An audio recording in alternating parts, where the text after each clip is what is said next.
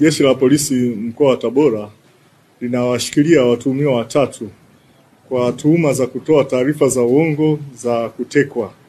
Watuhumiwa wanaoshikiliwa ni Adija Jimmy Murijo, huyu ana umri wa miaka 39, kabila ni Mpare, ambaye ni mke wa Emmanuel Peter Mchari. Mtuhumiwa wa pili anayeshikiliwa ni Ashura Hussein Swaleh mwenye umri wa miaka 48, huyu ni Mnyamwezi na mkulima. Mtuhumiwa wa tatu anayeshikiliwa ni Vitus Joseph, ana miaka 34, mkulima na mua.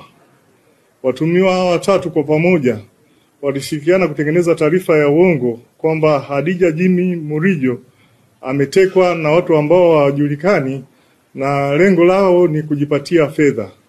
Walitengeneza uongo huu kwa lengo la kujipatia fedha kutoka kwa mume wa Adija Jimmy Murijo, na fedha ambazo zilitumwa ni shilingi milioni 1,385,800 ambazo zilitumwa kwenye simu ya Adija.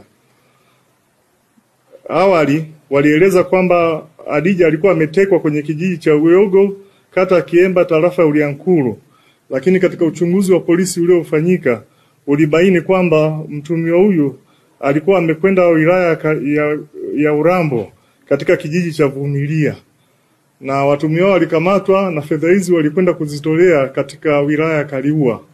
Tunawashikilia kwa ajili ya uchunguzi na utakapokamilika watafikishwa mahakamani. Natoa onyo kwa watu wenye tabia za kutengeneza uongo waache. Uchunguzi unafanyika kitaalamu, tunao wapelelezi wabobevu kwenye eneo hili, na pale ambapo itabainika kwamba taarifa ambazo zimetolewa hazina ukweli, tutahakikisha kwamba hatua za kisheria zinachukuliwa dhidi yao.